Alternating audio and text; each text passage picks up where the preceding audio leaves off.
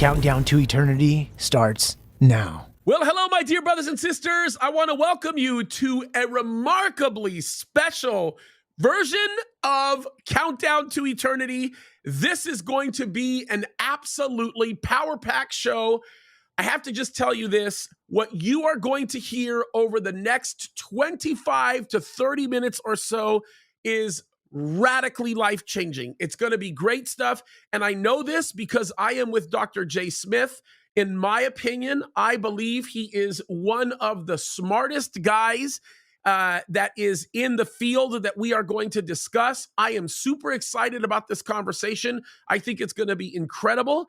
So without further ado, Dr. J. Smith, can you tell everybody a little bit about yourself? And then we're going to get into the subject. And brother, I'm telling you, I'm going to just cut you loose. This is going to be a great show. Well, James, it's kind of easy to say that I'm one of the smartest and probably one of the dumbest as well, because there's so few people in this field. So either way, I am whatever you want to make me.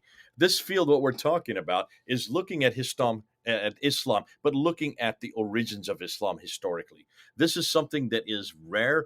Very few people have done this. Very few people have dared to do this. And it's becoming much more popular in the last 4 years because there's so much new research going on. But the people who are doing the research are not the greatest communicators. They tend to be scholars with an enormous amount of capacity, linguists who know 10 to 20 languages, but are not great in front of the camera and don't want to be in front of the camera. So that's our job. That's my job, is to take what they're writing, to take up what they're researching, to use what they're finding and to bring it down to layman's terminology. And your job is to get us onto these platforms where you have huge audiences, where you get as excited as I've ever seen anybody get excited because of your background, where you've come from, and also what you know about Islam. Yeah, and this is really interesting. You very much resonate with me. The very, very first time I ever saw you speak, it was at Jack Hibbs Church, and it was one of the earlier ones. It was at one of the earlier conferences, and I'm just going to say this. You resonated with me heavily because there's one regret that I have from my childhood when I was born and raised here in the United States of America, but both my mom and my dad were both born and raised in Egypt. I had two grandfathers that both loved the Lord and were both pastors in Egypt. One was a Baptist minister for 35 years. The other one was a Presbyterian minister for 65 years. Very, very heavily evangelical pastors that loved God. And I never got to meet my mother's father, who was a pastor who in essence died in his sleep while actually ministering to people. And then my other grandfather, I did get to meet him. And as a kid, I went on these walks with him. He spoke the Queen's English, perfect English, and he also spoke, very articulate, beautiful Arabic, a very classic type of Arabic, which is actually where I learned a lot of my understanding of the Arabic language was from my mom and my dad, and actually my grandfather and my grandmother, who never spoke a word of English. But the reason why I say this was my grandfather, I think, had a feeling in his heart that one day I would be a pastor. And he always told me all kinds of different things about the ministry that he had in Egypt and a lot of the things that he did. And him and my grandmother told me a lot about the Islamic culture in Egypt of those days. And my grandfather had told me something years and years and years ago that I did not remember until I heard you say something. And I have to tell you something. You're the only one that I've heard say something like this. And the only time I've ever heard anything like this was from my grandfather. And my grandfather told me, James, the devil is the father of lies. Now, we hear that all the time. I mean, this is something that we've always heard. I think maybe the very, very first time I ever heard the phrase from the Quran, wa makru Allahu wa Allahu khayru al-makirina, that phrase about Allah being the chief of deceivers, that may have been from my grandfather. But what was interesting when he emphasized this is he said, James, Islam is not even based on a cast of characters that are even real. The first time that I ever knew that the name Muhammad actually had a very Christian kind of a root, it meant blessed. Well, we know in Arabic it has a different implication than what people assume in Islam. It has more of an implication towards a Christian root. I forgot my grandfather even told me that until I watched you speak for the first time. And I went, oh my goodness, You look nothing like my grandfather. But you reminded me of something, and I was glued to the lecture that you did, and I could not peel myself away from it. I must have listened to it 5 times, that very first one. So I want to talk to you about that because we've got this great conference coming up. And I'm very, very excited about it. It's the Our Strong Tower Conference you're going to be speaking at. I have the incredible honor of you speaking at my church. You're going to be speaking on the 15th during the week of that conference. I'm super excited about that. I think it's going to be incredible. But I this is going to be a big issue that's going to get tackled. Who is the real Muhammad? Learning about him. What you have to say about this is pretty remarkable, and it's very, very hard to walk away from it factually. So I just gave a very long intro to just basically cut you loose for the next 25 minutes. So can you kind of talk to us about this? Listen, James, you set it up perfectly. Let me just tell you why. You've asked the question that we need to answer. And this is the question. Your grandfather said, these characters that are in Islam, they don't really have any historical antecedents. There is nothing there historically to support them. Now, he must have known something that you didn't know, but that we now know. And to understand that, let's go ahead and look at the name Muhammad himself, because that's who we're looking for. We're looking for Muhammad. But by definition, that word, that name, requires, if you were to write out that name, it requires 4 consonants and 3 vowels. Mm-hmm. In Arabic, mim, ha, mim, dal are the 4 consonants, and the 3 vowels are Dhamma, Fatah, and Fatah, right? That's right. So you need to have 3 vowels, but there were no vowels in Arabic in the 7th century. You know that. I know that. Anybody that's done history and done any work on textual criticism of the Quran, looking at all the earliest manuscripts, they are only consonantal texts. And there's only 16 letters, not the 28 that we have today, because there were no dots that early. It's changed. That's right. Yep. But these 4 letters did exist. Mim, ha, mim, dal, or MHMD in English. Yep. So if there are no vowels, why are we pronouncing it that way? Take away those 3 vowels. Just take them away. And what are you left with? The 4 consonants. Yeah. MHMD. How do you pronounce MHMD in English? Well, you'd say Muhammad, and that's what we would say. It's a slightly different in Arabic. Yeah, Muhammad, which is a very different. By the way, it's interesting when you don't have the vowels. It also becomes very subjective to us, at least in our language. It's the same way in Hebrew, by the way. It's very subjective. This is not subjective. Yep. Ash MD or Mim Ha Mim Dal is all over the Middle East. That's right. That's right. I was going to go. Yeah. A well-known word. Yeah. It's all over our Bible. That's right. That's right. Stop and think. Who is the Muhammad in the Old Testament? 11 times in Hebrew. It's the same 4 letters in Hebrew that you have in Arabic, that you have in Syriac, that you have in Aramaic, in Nabatean Aramaic. It's all the same letters because they all borrow the same letters. And when we say that, it speaks of the worthiness of praise, the worthiness of being honored and blessed. That's right. The praised one. Yeah. It's not a name. It's a That's title. right. That's right. The worthy. It was created by the Ugarites back in 1400 BC. It's in our Old Testament, Song of Solomon 5:16. Look and see. There is Solomon referring to altogether lovely. Muhammad. It's there in Hebrew. Yep. Muhammad is there in 1000 BC. So you can see why it's not a surprise for the Jews. Who is the Muhammad? Well, the Muhammad was always known as the Anointed One. Yep. Who is the Anointed One? The Messiah, the one who is yet to come. Mm-hmm. Saint Ambrose in the 4th century, we're talking about 300 years before, if Islam ever existed, it did, but 300 years before that, in the 4th century, Saint Ambrose, seeing what the Jews were claiming as the Anointed One, the Messiah, said, yes, we're waiting for the Messiah too. But you Jews are waiting for the Messiah to come. We are waiting for him to come back. And his name is Jesus Christ. So the Muhammad from the 4th century on in Aramaic and also then in Arabic, which came out of Aramaic, was always looking for the Muhammad to come. The Muhammad would be the Messiah. Yeah. Who? Jesus Christ. Yeah. So by the 7th century, and here's where it gets exciting, just look at the coins. Look at the coins in the 7th century, and specifically look at Muawiyah's coin. Muawiyah has a coin that he comes out with in 663. He is now the first caliph. He is the one that starts the Umayyad Caliphate. And he's up there in Damascus. What's he doing in Damascus? Why isn't he, if he's a Muslim, why isn't he way down in Mecca, Medina? Because there is no Mecca. There is nothing called Muslim. There are no people called Muslims. There is no Islam that early, not in 663. Now remember, every Muslim listening to me is going to shake his head and say, this man doesn't know what he's talking about, because Muhammad died in 632.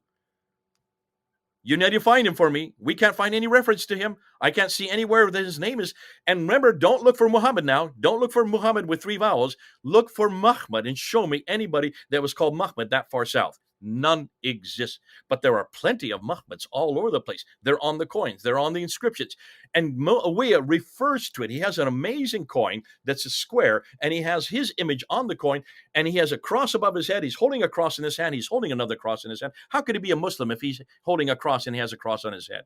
Yeah, that's He is it's a Christian. great. It's absolutely. He's a Trinitarian Christian. Yep. Has always been. If you have any doubt, look at the inscription on the dam of Taif. There he is, and it's written in Greek. You don't write it in Greek if you're a Muslim. You write it in Greek if you're a Christian. That's right. And he refers to himself. His name is Muawiyah in Greek. The leader of the believers. What believers? Look in the upper left-hand corner, and you'll see a cross there. You could only be a Christian if you have a cross to identify yourself. So here he has this coin, 3 crosses on the front. On the back side of the coin is the letter M, which means 40. That's what it's worth. And below it is Mim Ha Mim Dal. There's the 4 letters we're looking for. The Muhammad, Yep. Jesus Christ, on the backside of the coin. And that's 663. This is a good 30 years after Muhammad would have died, if he even existed. All of the Umayyad caliphs, the Umayyad caliphs up until 680, because he was in power from 660 to 680. He was a Christian. He was living in Damascus. Then comes Abd al-Malik. Abd al-Malik is still a Christian, but Abd al-Malik is an anti-Trinitarian Christian. Yeah. He does not believe in the Trinity. He's an Arian. Now listen, that's nothing surprising to us. We've had Arians from the time of Arian himself in the 4th century. We still have Arians today. The Jehovah's Witnesses are Arians. Anybody who does believe that Jesus is great, but that he is not God. And so he was against the belief of God as Jesus as God and the Trinity. So he builds the great Dome of the Rock right there in Jerusalem. You got it right behind you. I can see it behind on you over to your left. That's the modern dome. That was built in 1876. That dome did not exist in the 7th century. The only thing that exists that's original from in that dome are the 2 inner ambulatories. Those 2 circular ambulatories, 8-sided shape. Look at the ambulatories. There's inscriptions all around it, and they are all attacking Jesus Christ. Say not 3, for God is one and he has no son. That's now found in the Quran in chapter 4, verse 171. That's attacking the divinity of Jesus, it's attacking the Trinity, and it's attacking his sonship. God does not begetteth, nor is he begotten. That's now found in the Quran in chapter 112. And then it says, La ilaha illallah, Muhammadur Rasulullah. There is only one God but God, and the praised one, the Muhammad, the praised one is nothing more than a messenger of God.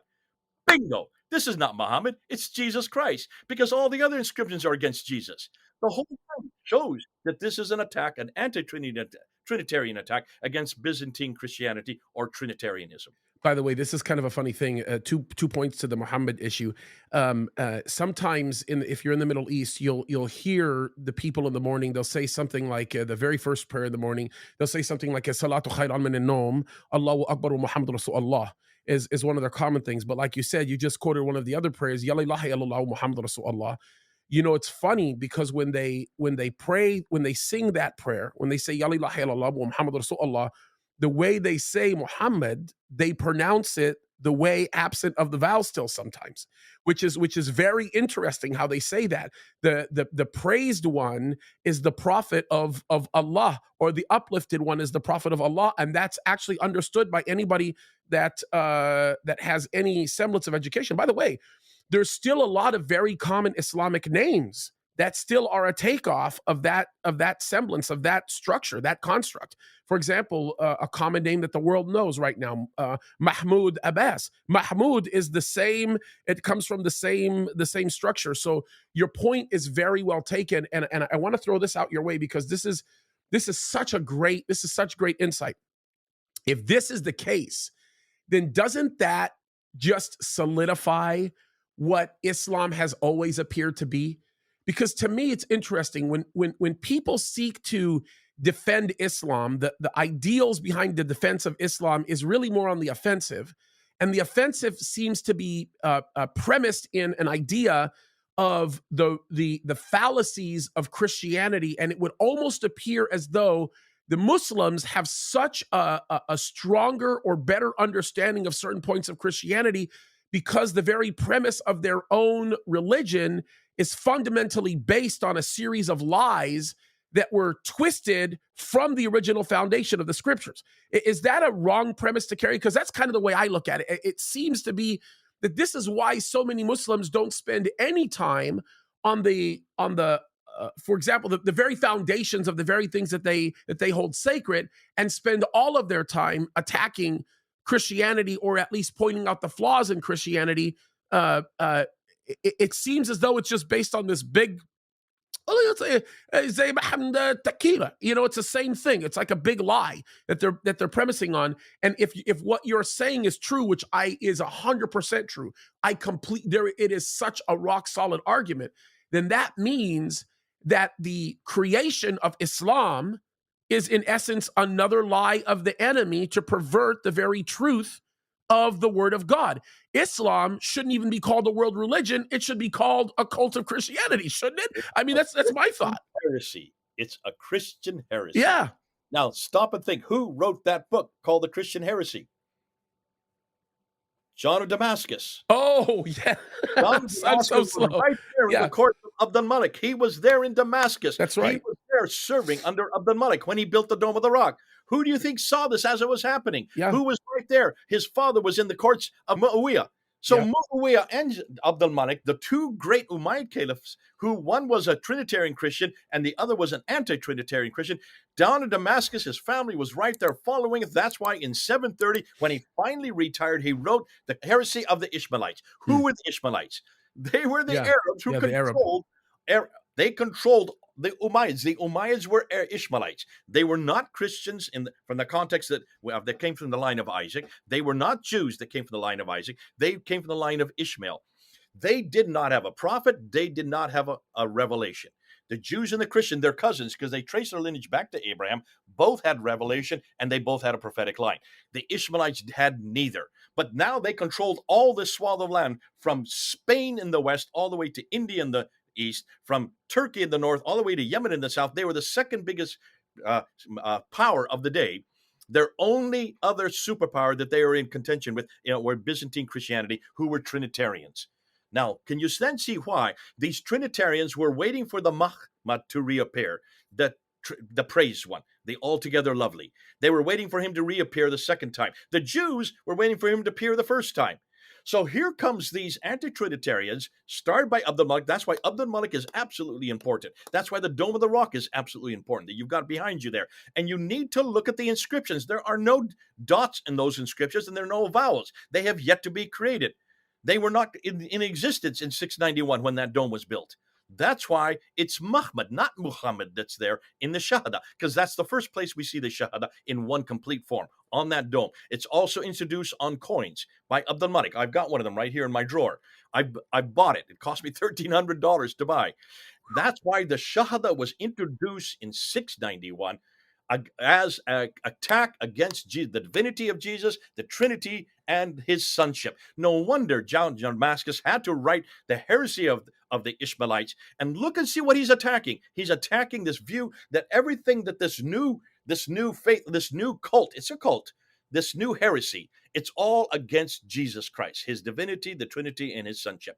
That's why Islam then was birthed out of that. It was not called Islam that early. There's no reference to Islam that early or Muslims that early. But they then became that during the Abbasid period. That's why they were saying, oh, those of you who are our cousins, who are from Abraham, you have a prophetic line. We don't. You're waiting for the Mahmad. We have the Mahmad. And that's why they add those three vowels, the Dhamma, the Fatah, and the Fatah. So now it's Muhammad in contradistinction to Mahmad. Now theirs is Muhammad, but it's the same roots. Yep. He's no longer the anointed one. He now is a prophet himself. Once you have named him as your prophet, that is come to eradicate the jahiliyyah, the ignorance of the earlier period. Remember, look at the word jahiliyyah. See, in Arabic, that word never meant a people. It meant your own heart, your own jahiliyyah of your heart. It was for every believer had a period of jahiliyyah, a period of ignorance. They have reformed that to make a people that were called Jahiliyyah because that's the traditions. So once you have the prophet, a prophet has to have a book. Once there, where do you go to find a book that quickly? You've got to start borrowing left, right, left, and center. That's why this book is full of stories after stories that are Jewish fables, that are apocryphal writings, stories after stories that are lectionaries and homilies, and yes, hymns to Jesus Christ. But they took out his name and replaced it with Nabi and Rasul instead. Can you then understand why they are now coming with what the Jews and Christians are waiting for? They're saying, we've got him. The Muhammad is Muhammad. And that's why the backstory had to be created. It took them 70 years to create that backstory. And that's why Ibn Hisham finally wrote it down in 833. But when they got the backstory for his biography, then they had to give his sayings. And that's why the sayings do not take another 40 years before they first get written down. But I'm even going to shut all that down right now. There is no biography from Ibn Hisham in the 9th century. There is no hadith from Sahih Muslim, Ibn Dawud, or Tirmidhi, or even Sahih Bukhari. They do not exist. This is yet to go up on YouTube. You're one of the first to hear about it. We now know where those documents come from, and they do not come from the 9th century. But that's for another time. You're killing me. You're killing me on this. Countdown to eternity starts now.